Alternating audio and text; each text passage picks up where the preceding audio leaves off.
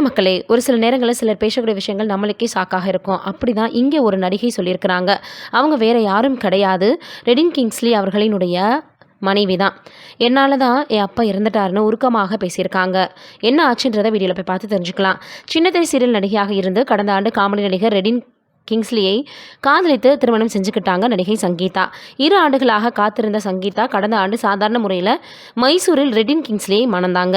46 வயதில் நடிகை கரம் பிடித்த ரெடின் கிங்ஸ்லியை பலர் சமூக வலைதளங்களை விமர்சித்து வந்த நிலையில் அதையெல்லாம் கண்டுக்காமல் இருவரும் பார்த்தோன்னா ரொம்பவே அன்போடு இருக்காங்க. அந்த புகைப்படங்கள் சமூக வலைதளங்களில் ரொம்பவே வைரலாக பரவி வந்துச்சு.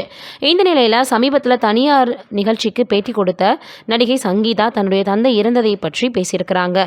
ரொம்பவே எமோஷ்னலாக பேசியிருக்காங்க. சின்ன சின்ன விஷயத்திற்கு அழுதுருக்கிறேன், ஆனால் அப்பாவினுடைய பிரிவு எனக்கு மிகப்பெரிய இழப்பாக இருந்துச்சு. அப்பா திடீரென காலமாகிட்டார். காலையில் என் கூட இருந்தார். இரவு நான் வரும்போது அவரை நான் பார்த்தோன்னா இறந்த மாதிரியான ஒரு கோலத்தில் தான் பார்த்தேன். யாருக்குமே இந்த நிலைமை வரவே கூடாது. தவிர்க்க முடியாத ஒரு வேலையில் இருந்தேன். அப்பா முடியாமல் எனக்கு கால் பண்ணார். நான் பண்ண பெரிய தப்பு அந்த நேரத்தில் என்னிடம் பேச நினச்சிருக்கிறாரு. ஆனால் என்னால் கால் அட்டன் பண்ண முடியலை. அது எனக்கு மனதை ரொம்பவே உறுத்திக்கிட்டே இருக்கும். அவர் இன்று இல்லாததை நினைத்து நான் ரொம்பவே வருத்தப்படுறேன். எனக்கு அது ஒரு தண்டனையாக நான் எடுத்துக்கிறேன்னு சங்கீதா பேசியிருக்காங்க.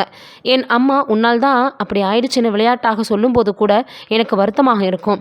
அதனால் பெற்றோர்கள் எப்போது பேச நினைச்சாலும் அப்போதே பேசிடுங்க, அவர்களுக்கு நேரத்தை ஒதுக்குங்கள்னு பேசியிருக்காங்க.